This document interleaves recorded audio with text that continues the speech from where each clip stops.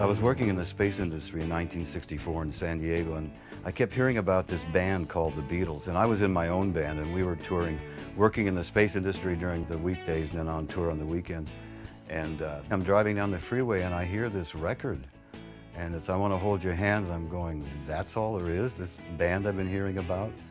And I met a guy from Capitol and we became friends, and he said, well, have you ever thought about going to work in the music business? So anyway, now I'm working at Capitol Records, and they say I have this band to work with, and it turns out to be the Beatles when they came on their '65 tour. So these guys come in the studio where we're doing the press conference, and they were like really everyday guys. They were joking and just natural to be with. They were kind of very common in a way.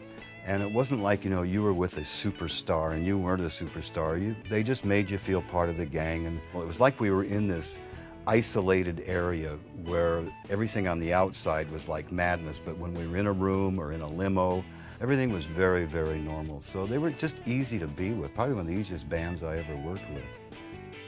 The only people they knew in the industry was like a lord of EMI or the chairman of Capital Industries, or they were all like gray-haired suits, and here I was, this 20-some-year-old guy that was letting my hair grow and was really hip to the California scene. So when it came time to set up Apple Records, they sent for me.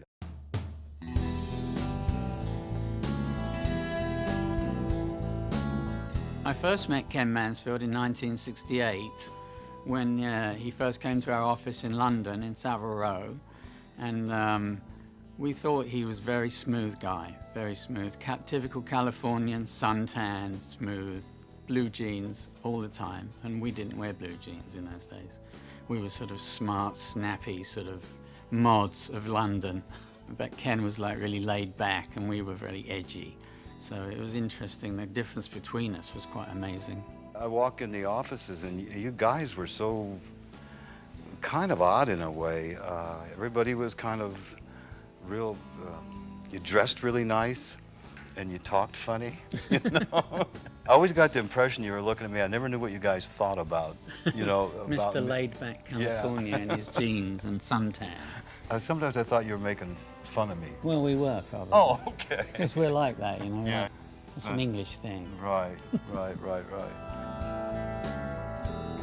We were one of the first companies around ever where people had fun working and no one could understand it. You know, you're not supposed to have fun when you work, but we really had fun. But we did get the job done. I mean, think about it. One of the biggest record labels, really, of the time. There's like a handful of people. You know, 3 Savile Row, when I walked up in front, here's just a little bitty stairs, little railing. You walk in, there's no grand entrance. In fact, didn't you go into a hall to stairs and then off to the right? It was an old house. And you would go from this like madness outside into another form of madness. There would be the Hells Angels in there. There would be Hare Krishna people in there. There would be famous movie stars hanging out just to want to be with the Beatles. The recording studio was downstairs and the sessions might be going on.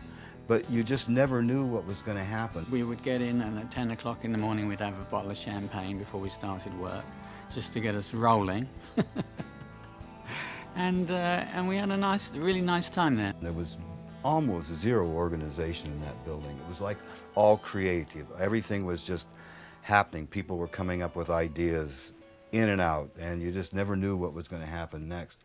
And we could have phoned up the President of the United States if we wanted, and he'd have taken the call. But it was the interesting thing was we didn't realize that we had that much power, to be honest. They would call me over to do one thing, and I would leave a week later and never even touch on what they asked me to do, because we'd get off onto some other thing. That's why I ended up there on the roof. I just happened to be in the building that day when we decided to do that. It was freezing cold up there. This is January 30. We're on top of a 5 or 6 story building. I'd flown in from California a few days before, and I didn't realize how cold it was going to be in London. I had to run down the street to find a top coat. But the neat thing about it was because it was white, and virtually everybody up there had black on. So in the pictures on the roof, it's real easy to spot me because I'm standing there in a white coat. And so there I am. The most famous time in the history of rock and roll just about is the last time the Beatles played together on the roof at Apple.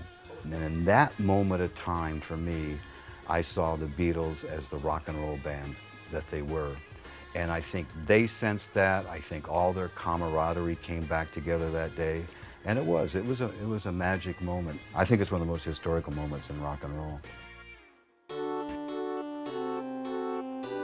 The White Book's different because I'm not a reporter, and I actually started writing this as a journal, just about my time with them. And you know, most of the books are about people who research these kind of things, and not very many people who are actually there have written books.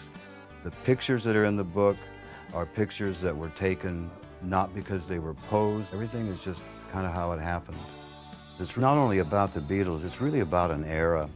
And because the Beatles were the Beatles, they seem to define the era for us. But in that time period, there were the Byrds and the Eagles and the various California bands, the Iron Butterflies and the Doors and all that. And everything kind of started mixing together to where we started coming back and forth across the ocean. So the book is about everybody from Andy Williams to David Cassidy to Roy Orbison to the Beach Boys, Waylon Jennings and the Outlaws. And then we had the Merle Haggards and the Buck Owens and the Glenn Campbells. It was an era to where we were all getting to know each other and to know each other's music and become friends with each other. For me, when I look back to see where I've been, to have come off of Indian reservation lands in northern Idaho and end up working with the greatest stars of all time, it just kind of boggles my mind. And just the people that I ended up working with and being friends with, it's just bizarre to me to have been thrown into these things. 40 years, goodness me. Yeah, we met in 60. I suppose it is 40 years, isn't it? 67. Yeah, it is 40 years ago. It was 40 years ago today.